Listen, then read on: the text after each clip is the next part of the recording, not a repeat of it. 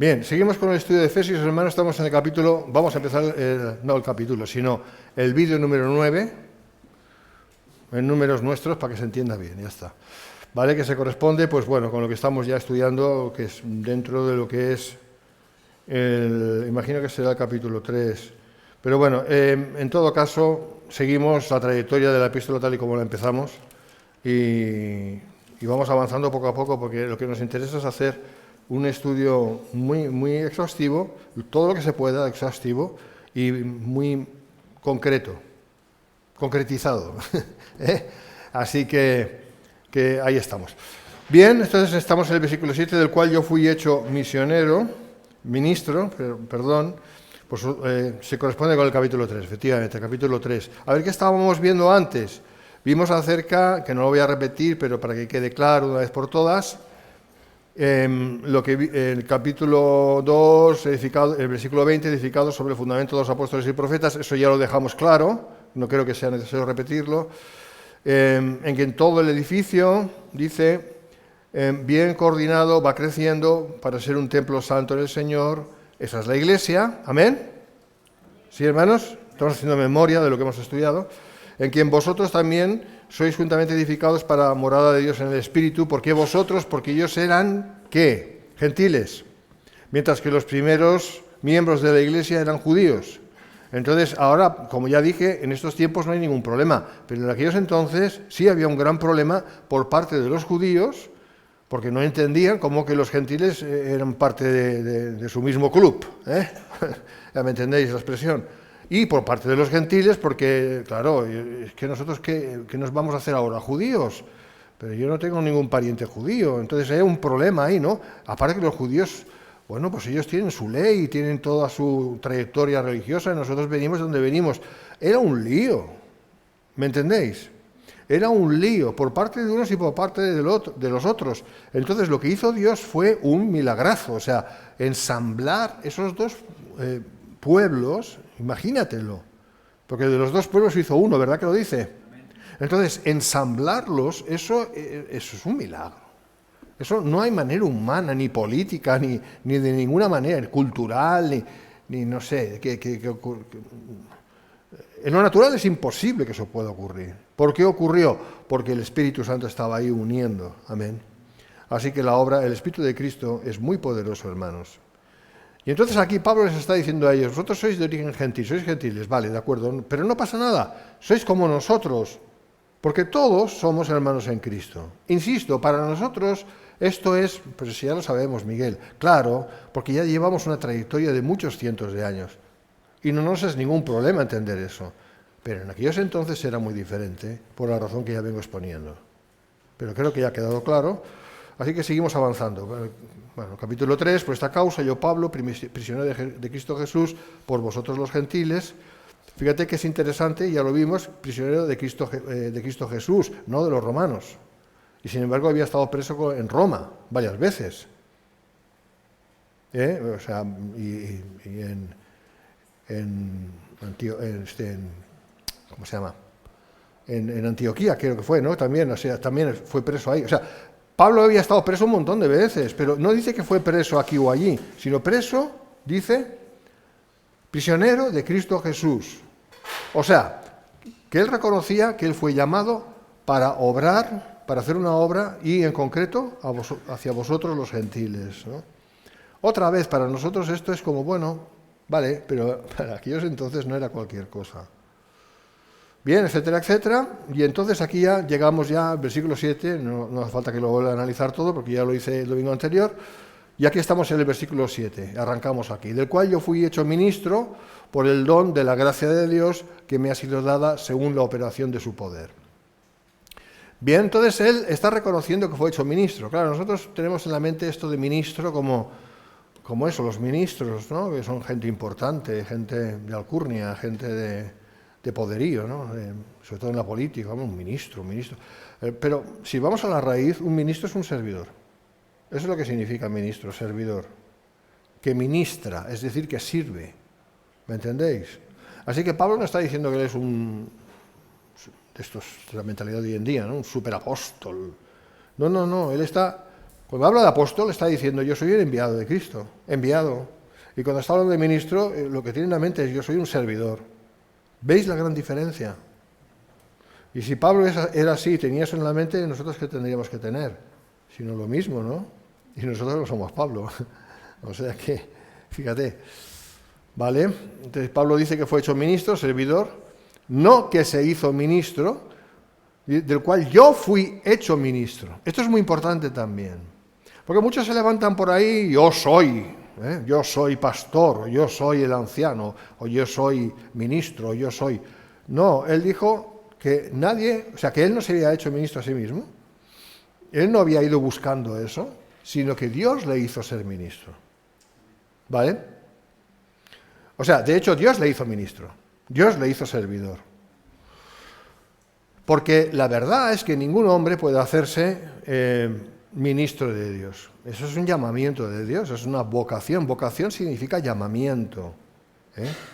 Cuando se dice, no, yo tengo vocación, bueno, pues si vas a la raíz del asunto, vocación significa no afición, no un deseo, sino un llamamiento, en este caso de parte de Dios. Dios le llamó a ser servidor de Cristo yendo a los gentiles. Tela. En aquellos entonces. Ningún hombre puede hacerse a sí mismo ministro de Dios, porque el llamamiento, el mensaje, la obra y el poder para realizar el ministro genuino solo pueden ser dados por prerrogativa exclusiva de Dios, dice MacArthur, y me ha gustado el comentario y por eso lo he puesto. Esto es así, y la experiencia lo dice. Todos aquellos que empezaron en sus propias fuerzas, porque quisieron, con la motivación que fuera, da igual la motivación aquí, pero empezaron sin haber sido llamados de Dios, no han podido perseverar. No han podido continuar. Es así. Porque para ser ministro en el sentido de llevar una responsabilidad especial sobre gente, o eres llamado de Dios para hacerlo, o no vas a poder hacerlo. Aunque tu intención sea buena. Fíjate, si yo no estoy hablando ya necesariamente de malas intenciones, que las hay, ¿eh? Hay gente que ve esto de las iglesias como un negocio. Eso es así. Y van a por el diezmo como sea, o sea, ¿sabes? A vivir de esto, ¿no? Sí que hay gente así. Pero aún así, estas iglesias al final acaban rompiéndose, como no puede ser de otra manera, pero ya no, sin llegar tan lejos, gente que dice, no, yo quiero servir al Señor, pero quiero servir al Señor como yo quiero. ¿Sabes qué te digo? Como yo quiero. Esto no funciona. No funciona y se hunde más tarde o más temprano. Y si logran acabar sus días haciendo eso, cosa que yo dudo,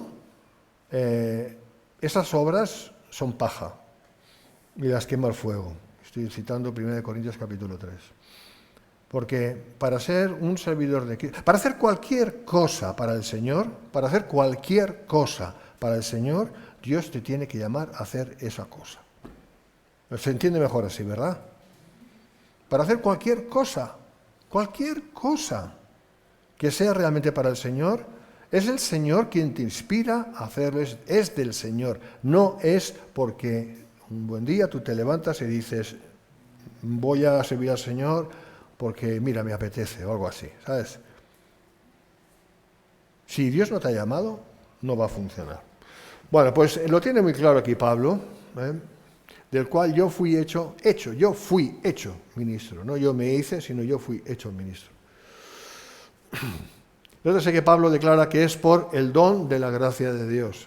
Sin la gracia de Dios no hay nada que hacer. Claro, también está el caso contrario, ¿no? Están aquellos que dicen, si a mí Dios no me llama, yo no voy a hacer nada. Y están esperando algo así como que venga un angelito del cielo, ¿no? Y llame a tu puerta. Oye, que sabes que Dios quiere que hagas algo, ¿sabes? Que no estás haciendo nada. Pero con que eso no pasa, pues entonces se pasan toda la vida que no hacen nada. Pero nada, o sea, ¿sabes? A ver, ¿qué quiero decir con esto? Que cada uno es responsable delante del Señor de buscar del Señor qué es lo que haya que hacer o qué es lo que no haya que hacer o lo que sea. Cada uno somos responsables, eso es lo que quiero decir. Y no esperemos que los demás nos digan nada. No esperemos que los demás nos digan, oye, que no esperes eso. Tú tienes que tener una comunión con Dios, y en esa comunión con Dios, Dios te tiene que mostrar las cosas a las cuales te envía, aunque sea barrer el suelo, es el ejemplo típico, ¿no? Lo que haga falta, lo que Dios quiera, eso es lo que hay que hacer. ¿Amén? ¿Estamos de acuerdo con eso, no? Porque somos servidores del Señor. ¿Amén? ¿Sí o no? Bueno, pues eso. Entonces, nótese que Pablo declara que es por el don de la gracia de Dios que le fue dado conforme a su poder que él llegó a ser servidor de Dios. Y la gracia de Dios no había nada. Así pues, para ser servidor necesitamos ese don en la medida que Dios lo conceda y lo concede. De otra manera no podríamos servirle. Así que hasta nuestro servicio depende de su gracia. Es así. O sea, sin la gracia de Dios no hacemos nada. ¿Vale? No hace falta que insista demasiado, lo sabemos. Versículo 8, seguimos: a mí, que soy menos que el más pequeño de todos los santos. Uy, qué humilde era Pablo. No. No está hablando aquí de falsa humildad el asunto. Ahora vamos a entender bien por qué Pablo habla así. Hay muchos cristianos que piensan, yo voy a seguir el ejemplo de Pablo. Y si Pablo se hacía tan pequeñito, yo más pequeñito todavía. Aún más. Y van por la vida como pidiendo perdón por vivir, ¿no? O sea, perdón. La palabra perdón la tienen siempre ahí. En esta iglesia no pasa esto, ¿no? Pero hay sitios, yo lo he visto a lo largo de tantos años, ¿no? Gente que parece que para respirar, puedo respirar. O sea, da la impresión, ¿no? De que están pidiendo perdón y permiso para todo, ¿no? Porque siguen el ejemplo de Pablo, pero lo siguen mal, porque Pablo no quería decir esto que está diciendo que ellos piensan que dijo, sino otra cosa muy diferente que la veremos a continuación. Pero primero quiero leer el versículo entero. A mí, que soy menos que el más pequeño de todos los santos, me fue dada esta gracia de anunciar entre los gentiles el evangelio de las inescrutables riquezas de Cristo. Vamos a ver eso. Primeramente, la traducción literal de la primera parte es: a mí, que soy el más menor de todos los santos. El más menor, eso dice el griego original, lo cual parece un contrasentido, el más menor. No el mar menor, sino el más menor. Es como, vaya contraste, ¿no? El más menor. Lo que quiere decir justamente es eso, utiliza ese aparente contrasentido para mostrar la fuerza de lo que realmente quiere decir, ¿no? Más menor de todos los santos. Los santos son los creyentes. Todos los que hemos nacido de nuevo somos santos. No vamos con el título San Miguel, o San Phil, o San David, ¿no? O algo así. ¿Por qué? Pues porque no. Pero para Dios somos santos. Y eso es lo que importa. ¿Me seguís? Vale, entonces todos los santos somos los creyentes. Ahora, como digo, no era una falsa o exagerada humildad, sino la realidad. Y ahora lo vemos. Cuando dice: soy menos que el más pequeño de todos los santos. Es obvio que Pablo tiene en cuenta aquí, como se ve en 1 Corintios 15:9, implícitamente en 1 Timoteo 1:15, su condición anterior de perseguidor de la iglesia. Amigo. A ver, Pablo mira hacia adelante en su fe. Mira hacia adelante, pero con el rabillo del ojillo mirando para atrás un poco también. Para no olvidar de dónde venía. ¿Me entiendes? Y eso es sabio, porque es muy fácil estar enfocado hacia adelante y pasas toda tu vida así, mirando hacia adelante, y te vas olvidando de que, oye, que los demás también tienen su tiempo, y a lo mejor no es tu tiempo, a lo mejor tú eres muy rápido en avanzar, pero los demás a lo mejor no son tan rápidos, y necesitan un poquito que les eches una mano, pues si tú estás ahí yendo como una locomotora hacia adelante y no miras más que hacia adelante, te van a pasar dos cosas. Primero, que no vas a ser muy empático. Claro, es imposible ser muy empático cuando tú estás solamente yendo a lo tuyo, en el Señor, sí, en el Señor, pero a lo tuyo, ahí, pam, ¿me entiendes? Y por otro lado, tendrás una gran facilidad de olvidar de dónde vienes. Y no es para sentirte culpable que tienes que mirar de dónde vienes, no es eso, sino para hacer como hizo Pablo, que tenía una justa medida, un reconocimiento cabal de sí mismo. ¿Por qué? Porque no olvidaba de dónde había venido. ¿De dónde había venido? Porque ser perseguidor de la iglesia, hermanos, no es cualquier cosa. ¿Tú te imaginas? Ahora cada uno que se aplique la historia a sí mismo. ¿De dónde vienes tú? ¿Dónde vengo yo? Pues no para estar mirando para atrás, no para mirar para atrás, no es eso, pero un poquito sí. Un espejo retrovisor aquí y estar mirando un poquito para no perder la configuración de todas las cosas, no perder el orden. Porque es muy fácil,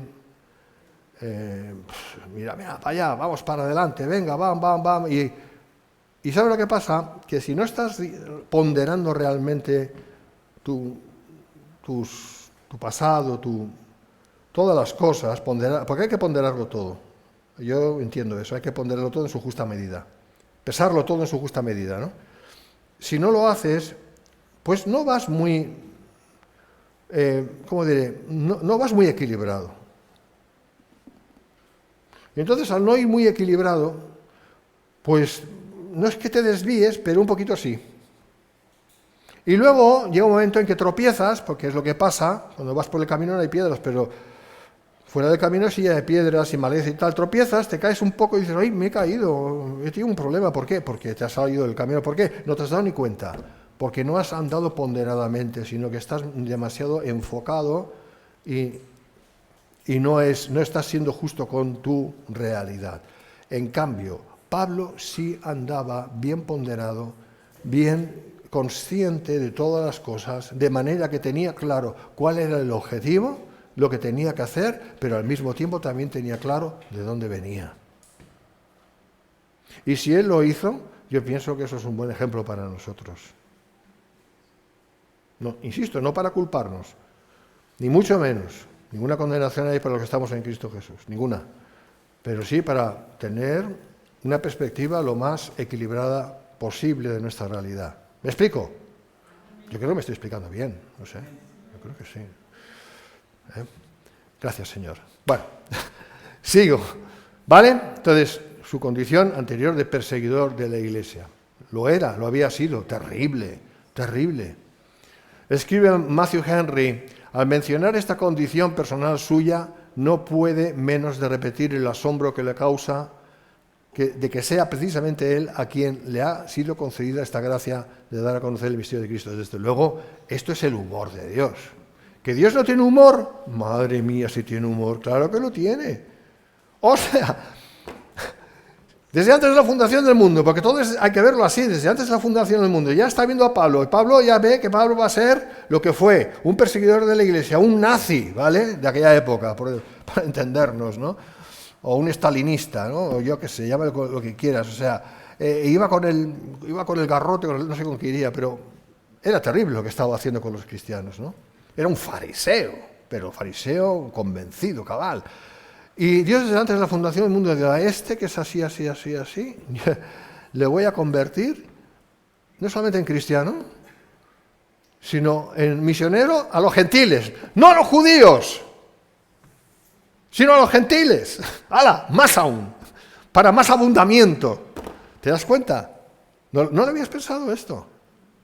Porque Pablo fue enviado a los gentiles, es decir, a los goyim. En la mentalidad judía, los gentiles eran lo más...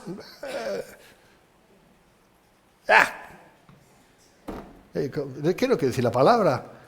Pero era más que desagradable, era horrible. O sea, los gentiles eran detestables. Quedó bien. Eran detestables. Y los primeros cristianos eran de origen judío, eran judíos. Y Dios ya dice, bueno, este le voy a convertir, porque el que convierte es Dios, le voy a convertir. Y no le voy a enviar a los judíos, le voy a enviar a los gentiles. ¿Tú te imaginas a Pablo teniendo una visión nocturna antes de convertirse, viéndose a sí mismo predicando a los gentiles a Cristo? ¿Te lo puedes imaginar? No te lo puedes imaginar, primeramente porque no ocurrió, y segundo porque eso es inimaginable. ¿Sabes lo que hubiera hecho él? No hubiera dormido nunca más por las noches, para no volver a soñar lo mismo. ¿Me entiendes? Para él era horrible solo pensar, y sin embargo, Dios le transformó. Y eso es lo que está diciendo aquí. ¿Me entiendes? Por eso digo que es bueno profundizar en lo que está escrito y ponerse en la mente, en este caso de Pablo. ¿Qué está diciendo Pablo a los goyim, a los gentiles? Les está diciendo, yo no entiendo nada. Humanamente no entiendo nada. No sé cómo he podido llegar aquí, de predicaros a vosotros, pero no solamente de predicaros a vosotros, sino de amaros con el amor de aquel al que yo perseguía, que era Jesús. O sea, esto es revolucionarísimo, esto no tiene parangón, no tiene comparación ninguna, o sea, es impresionante. Yo estoy ya no solo predicándoos a vosotros de Cristo, de aquel que yo perseguía, de aquel que para mí era lo más horrible, lo más degenerado, perverso espiritualmente hablando. Ya no solo os predico de él, sino es que además os estoy amando con su amor. Os amo en el amor del Señor Jesús. A vosotros. Gentuza. ¿Me entiendes? ¿Me estás entendiendo? Porque eran gentuza para Pablo antes. ¿Me entiendes? No, ni gentuza, eran peores, eran como animales. Los judíos consideraban a los goyim como algo así, como puercos. Sí, es verdad. Es verdad, es así, ¿eh? No se arrimaban nunca a un gentil. Nunca. Les tenían como abominables, la palabra más que no es ofensiva. Abominables. Y él les estaba amando. Y era real. Si Dios hizo esto con Pablo, hermanos, ¿qué no puede hacer contigo y conmigo? ¿Qué no puede hacer con nosotros? ¿Qué es lo que Dios no pueda cambiar de nuestras vidas? Si lo hizo así con Pablo. ¿Me estás entendiendo? Yo creo que esto es un mensaje de esperanza, ¿no? Y dice que mientras hay vida hay esperanza. Sí, mientras vivimos hay esperanza. Dios puede hacer estas cosas, las quiere hacer.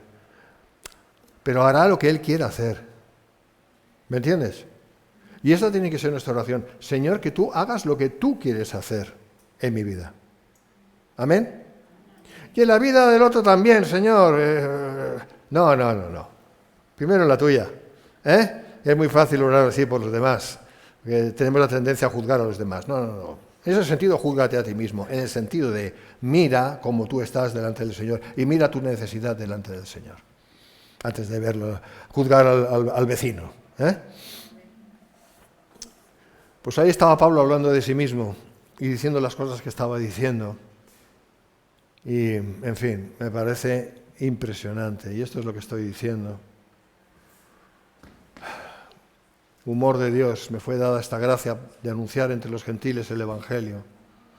Todo eso ya lo he dicho.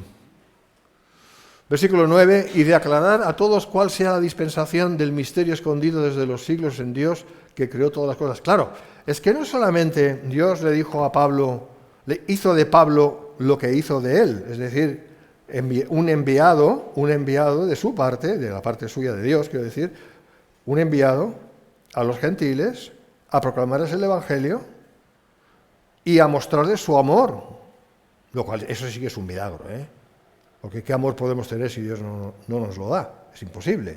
Pero es que además de eso, Dios le dio a Pablo toda una serie de revelaciones que luego figuran aquí escritas, pero que antes no estaban escritas, dentro de lo que son las cosas nuevas de Dios en tiempos de Isaías.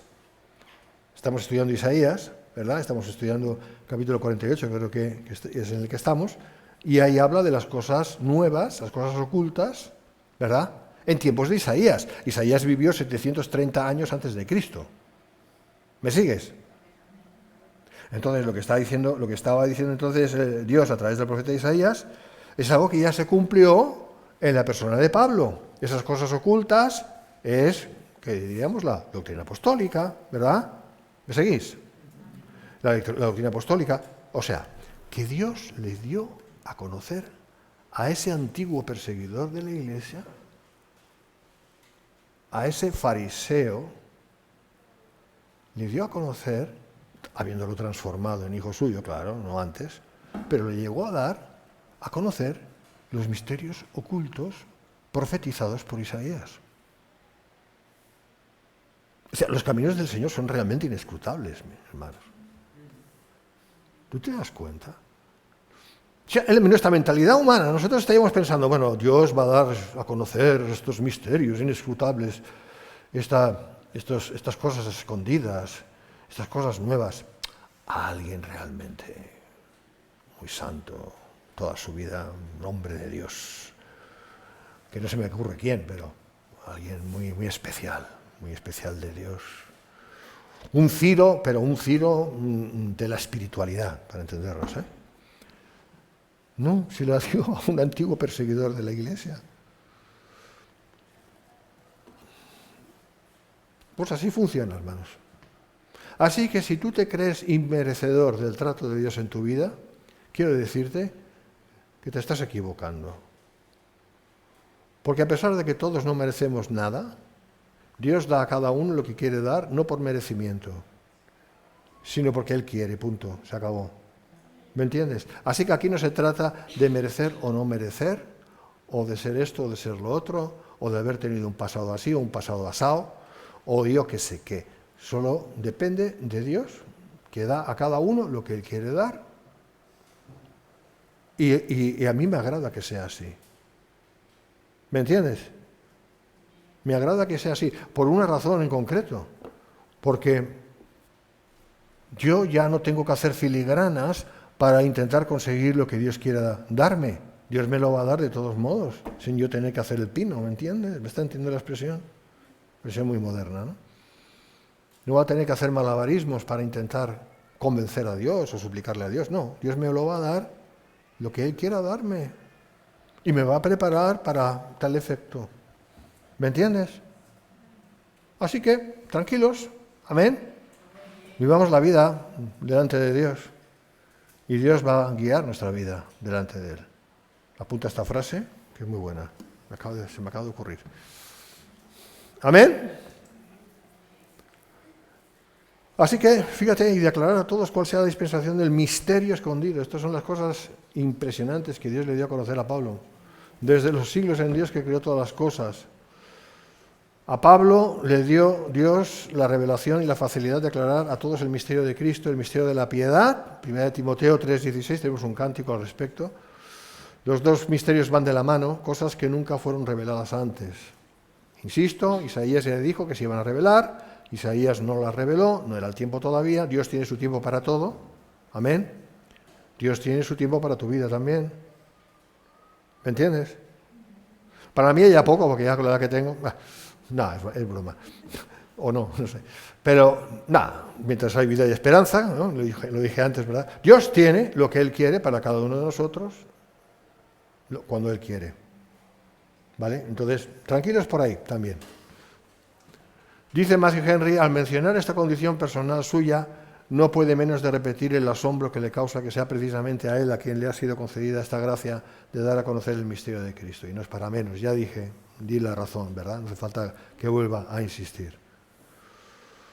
Versículo 10, para que la multiforme sabiduría de Dios sea ahora dada a conocer por medio de la Iglesia a los principados y potestades en los lugares celestiales. Me encanta este versículo.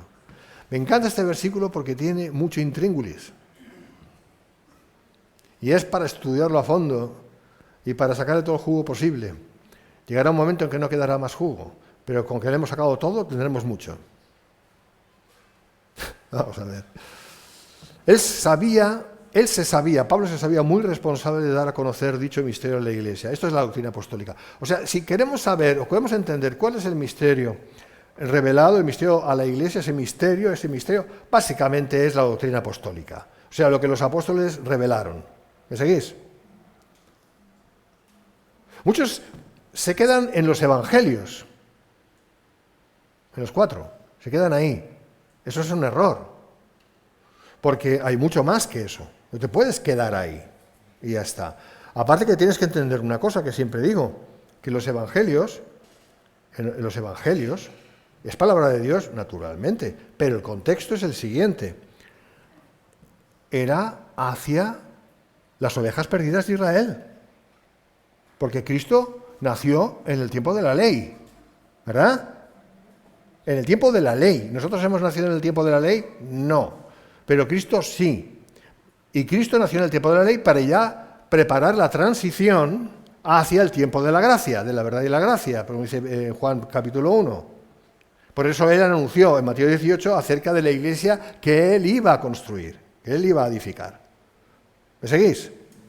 ¿Me seguís? Pero el tiempo en el que él vivió no era el tiempo de la gracia como nosotros lo entendemos, porque era el tiempo todavía del Antiguo Testamento. O sea, el Nuevo Testamento realmente no empieza con los Evangelios. Realmente no. El Nuevo Testamento, lo que es el nuevo, lo que Dios nuevo que tiene que hacer y ha hecho ya, empieza con la Iglesia. Y la Iglesia empieza en Hechos 2. ¿Me seguís? Claro, es que esto es muy importante. Por eso hay muchas cosas en los Evangelios que las lees y dices, no lo entiendo. Esto parece una dicotomía con respecto a lo que dicen los apóstoles. Hay muchas cosas ahí, ¿no? Pero es que hay que entender que Jesús estaba hablando a los judíos, a la mentalidad judía. ¿Y cómo lo hacía? Mayormente. Por parábolas. Cumpliendo así lo que dijo Isaías. A este pueblo no hablaré sino por parábolas. Porque viendo no ven y oyendo no escuchan. Porque han rechazado mi palabra. Y eso es lo que hacía el Señor. ¿Me explico? Entonces, los evangelios hay que entenderlos bajo esa luz. Y el Señor mismo ya anuncia en los evangelios que iban a venir y iban a anunciar cosas más grandes, íbamos a hacer cosas más grandes. Ya estaba hablando de lo que la Iglesia iba a hacer y de lo que iban a hacer sus apóstoles. Y fíjate que Pablo no estaba entre ellos aún. Entonces nosotros tenemos que tomarlo todo, no solamente una parte. Y si nos vamos a partir de Hechos 2 en adelante, teniendo en cuenta que el libro de Hechos no es un libro de doctrina, sino de hechos, de narrativa, cuidado con eso, pero mayormente es así, y nos vamos ya directamente a las epístolas, ahí sí ya vemos ya todo lo que dijo en este caso Isaías, que iba a ocurrir, todo lo que se iba a manifestar, todo lo que iba a ser puesto a la luz, todo lo que iba a ser declarado. Y en Apocalipsis se cierra el libro. Y muchos no leen Apocalipsis porque no lo entienden, no lo quieren entender. ¿Me entiendes lo que quiero decir? Y esto es lo que tiene que ver con la multiforme sabiduría de Dios, la declarada por los apóstoles y en concreto por el apóstol Pablo. Dentro de lo que son los antiguos misterios, que ya no son misterios porque ya han sido desvelados. ¿Amén? ¿Me seguís? Ahora, ¿qué dice? Aquí dice más cosas. Habla para que la multiforme sabiduría de Dios sea ahora dada a conocer por medio de la Iglesia. Esto es tremendo. Tremendo. Bueno, vamos a ir viéndolo. Él se sabía muy responsable de dar a conocer dicho misterio de la Iglesia, que es la doctrina apostólica. Amén. Creo que ya quedó claro esto, ¿no? ¿Verdad? O sea, es lo que dice Pablo, es la doctrina apostólica y tiene que ver, y esto es el misterio desvelado a la Iglesia. O sea, la Iglesia tenía que recibirlo, la Iglesia tenía que aprenderlo, la Iglesia tenía que vivirlo. Estoy hablando de la Iglesia primitiva en adelante, la verdadera Iglesia, no la falsa Iglesia, sino la verdadera Iglesia, la compuesta por los genuinos creyentes en Cristo. Amén. Tenía que irlo asimilando para darlo a conocer a los principados y potestades en los lugares celestiales. Esto es lo que estamos haciendo ahora. Esto es lo que yo estoy haciendo ahora. Fíjate, al lado de este púlpito de madera, y vosotros escuchando. Yo ahora mismo, no es porque sea yo, a mí me da igual, pero yo estoy predicándole a los principados y las potestades en los lugares celestiales también. Ángeles y demonios. Ángeles y demonios. Esto es lo que la Iglesia hace. Y cada vez que tú abres la boca y hablas de Cristo, estás haciendo lo mismo. Y esto es un privilegio increíble. No lo podemos llegar a entender, pero es así.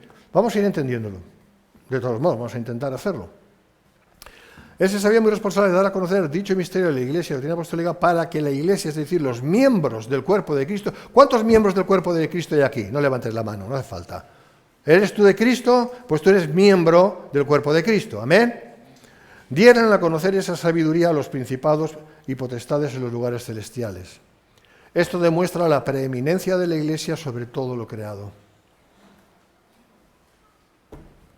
No hay cosa más grande creada que la Iglesia, creada. No existe entidad más elevada que la Iglesia, el cuerpo de Cristo. Más que los ángeles. No en potencia. No estamos hablando aquí de potencia o de poder. Estamos hablando de elección divina. Elección de parte de Dios. Dios elige lo que quiera, quien quiere, y lo pone donde Él quiere. ¿Me entiendes? Por eso siempre decimos, uno no se puede convertir, es Dios quien convierte. Porque es Dios quien llama a la conversión. Vamos a ir viendo más esto. Esto demuestra la preeminencia de la Iglesia sobre todo lo creado. No porque los santos sean algo en sí mismos. No estoy diciendo eso. No es porque nosotros tenemos que decir, oh, soy un santo de Dios, soy maravilloso, soy lo mejor. No. Por ahí no van los tiros, ¿eh? Por ahí nos equivocamos. No porque los santos sean algo en sí mismos sobre las criaturas celestiales, incluso de alto rango, ni mucho menos, sino porque a Dios le ha placido que así sea. No en vano, la Iglesia es la desposada de Cristo. Hermanos, la Iglesia es la novia de Cristo. Una novia de la cual Dios, Cristo en este caso, Cristo no se va a deshacer, no va a romper su compromiso. El noviazgo está para conocerse, ¿verdad? Sí, hermano, sí, es así. Cristianamente, el noviazgo es para conocerse. Y un momento que los novios somos novios, nos queremos. Vale, muy bien, muy bonito. Pero no funciona. Hay noviazgos que no funcionan, ¿vale? Que no son de Dios, para entendernos. Y se rompen y no pasa nada, porque son noviazgos. Hay otros que prosperan y acaban en matrimonio. Vale, nuestro noviazgo no se va a romper. ¿Me estás entendiendo? Tú, aunque yo como hombre, es muy complicado entender esto, pero yo soy de la novia, parte de la novia de Cristo, ¿vale? Ya está, ya lo he dicho. Para una mujer es más sencillo entenderlo, yo más complicado. Claro, no tiene nada que ver con la cuestión sexual, está claro. Sino tiene que ver con la cuestión de compromiso, de responsabilidad, de llamamiento, es algo mucho más elevado, ¿no?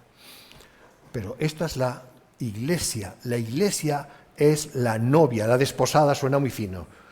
Vale, desposada está muy bien, pero la novia, y así me entiendes, ¿no? La novia de Cristo. ¿Y a cuánto estamos de ir al matrimonio?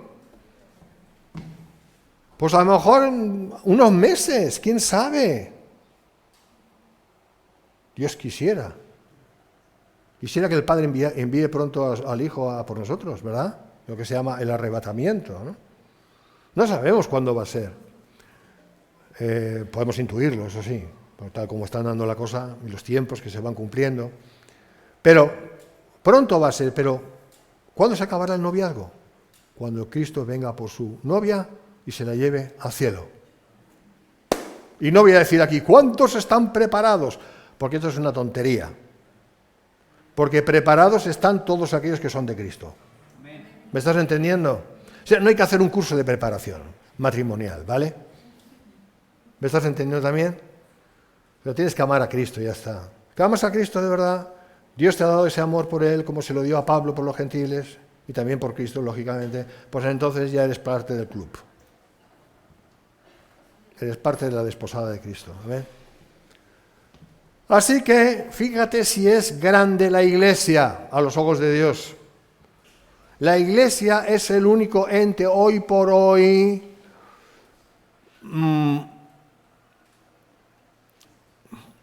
rociado con la sangre del Hijo. Y el Padre ve a la Iglesia rociada con la sangre de su Hijo. Y la ve perfecta. Algunos dicen por ahí, no, Cristo no puede volver hasta que la Iglesia sea perfecta. ¿Qué? Entonces nunca volvería. ¿Cuándo la Iglesia ha sido perfecta alguna vez? Humanamente hablando. Nunca volvería. Ya puedes sentarte y esperar, tranquilo, ¿eh? Porque Cristo no va a volver jamás. Que la Iglesia nunca está preparada. Pero la buena noticia es que la Iglesia está preparada porque Dios ha preparado la Iglesia ya. Porque la ha rociado con la sangre de su Hijo. Y es así como entramos en el cielo, no hay otra manera. Ya lo hemos dicho tantas veces, ¿verdad?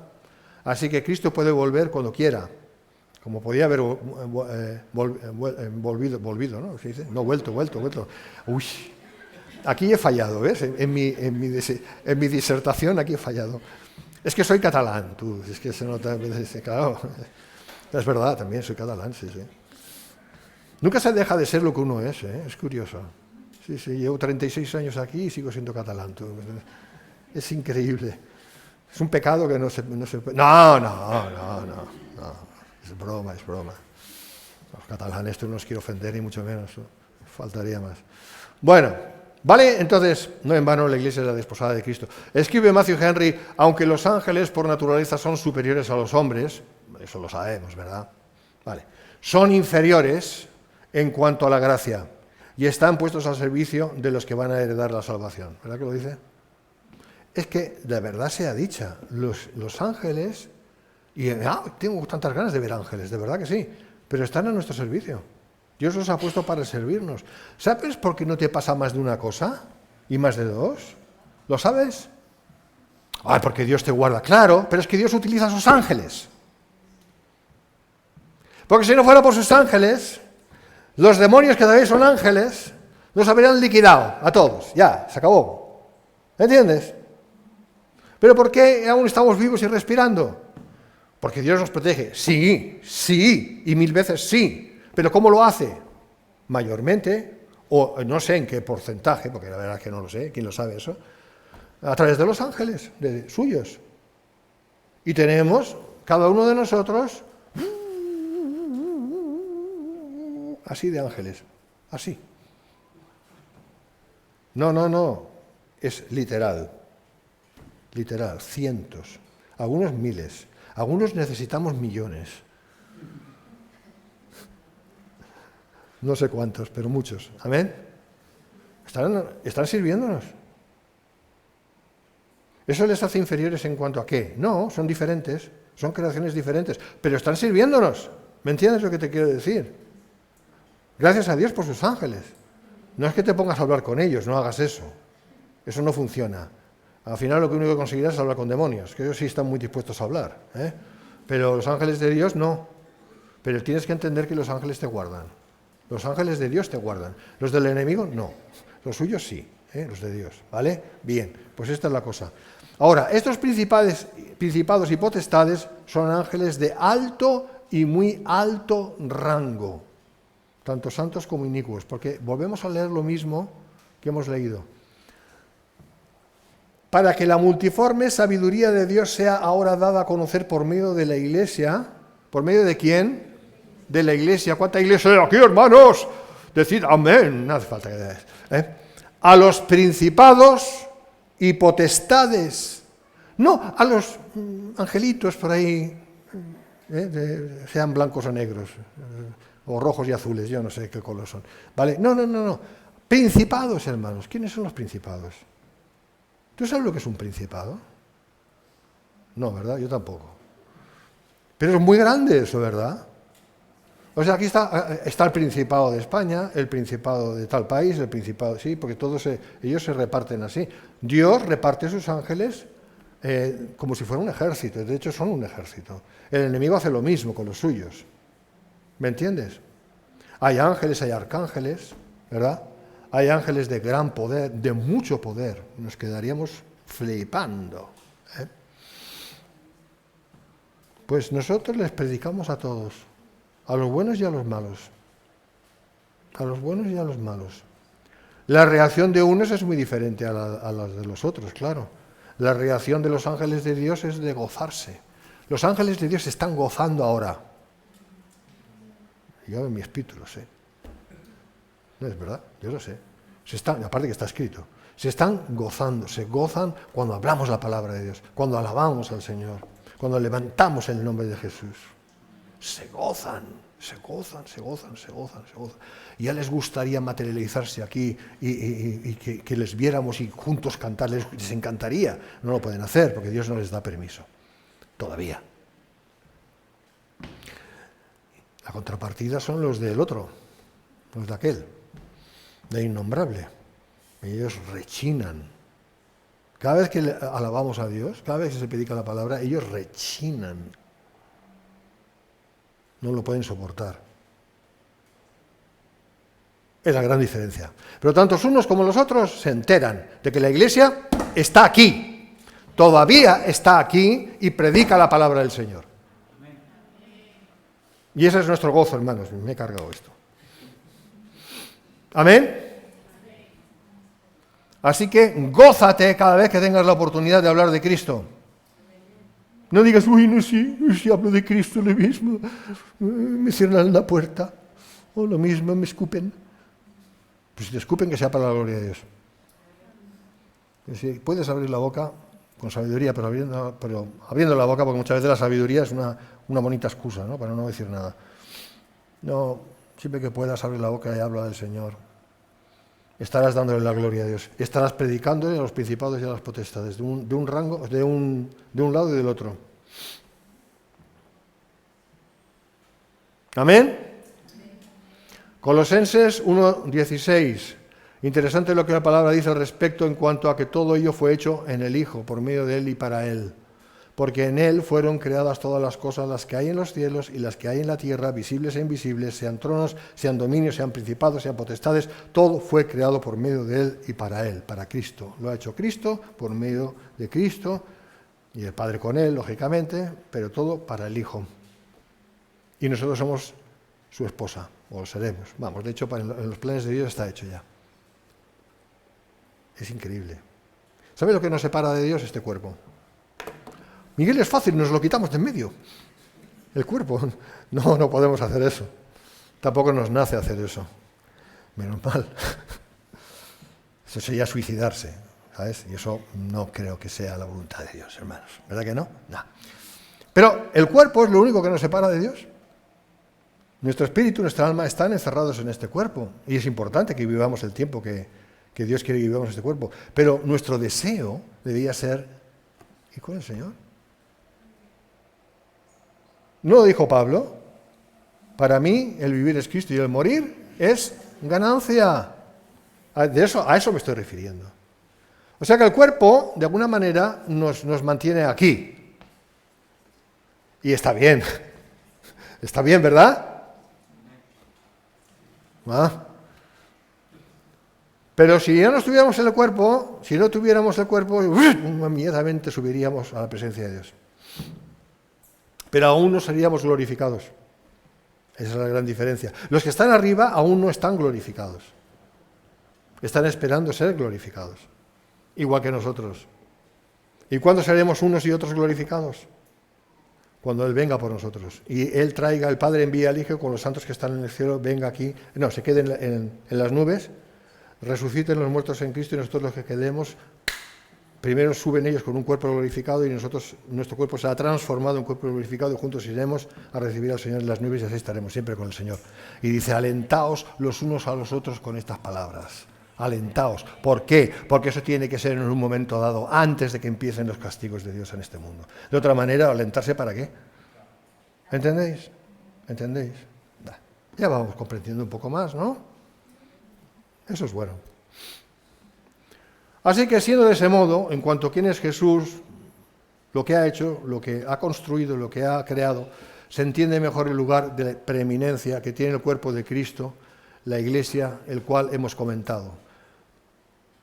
Los ángeles de Dios se regocijan porque participan en la vida de la Iglesia, mientras que los demonios, aunque no tienen deseo ni capacidad para alabar a Dios, son a regañadientes testigos de la obra de Dios en sus escogidos para su vergüenza y humillación. El diablo nunca pensó, el diablo es una criatura muy poderosa, pero una criatura, nunca pensó que esto iba a pasar, ni en sus peores sueños lo imaginó, que Dios iba a levantar la Iglesia. Eso era un misterio escondido para todos en el Antiguo Testamento. Es increíble cómo Dios sabe mantener sus secretos, y no los conoce nadie. Todo el tiempo que Él quiera que se mantengan. ¿Tú te crees que el diablo hubiera querido que Cristo hubiera ido a la cruz? Sin embargo, Él envió a Cristo a la cruz, ¿me entiendes? ¿Por qué? Porque no tenía ni idea, no voy a decir el calificativo, ni idea de que luego iba a pasar lo que iba a pasar. Pero en el segundo siguiente, el momento en que Cristo resucitó, ahí es mejor dicho, ahí empezó a entender, esto no pinta bien, esto no pinta bien. Y cuando empezó Jesús ya a anunciar, ya que así como él había resucitado, los demás también resucitarían, ahí digo, no, pero ¿qué he hecho? ¿Qué he hecho? Tonto, si eres el diablo, eres una criatura. Y lo digo con respeto, pero es la verdad. Si eres una simple criatura, tú pretendes ser Dios, cuando es imposible, porque Dios solo hay uno, pero no te entra eso en la cabeza, nunca te entró. Bueno, pues ya está, tú verás. Así que gran privilegio. Amén, hermanos. Así es normal que cada vez que la Iglesia esté hablando de las cosas de Dios, los demonios rechinen. Es que es normal, se les está recordando su fracaso. Y los ángeles de Dios se gozan que no veas.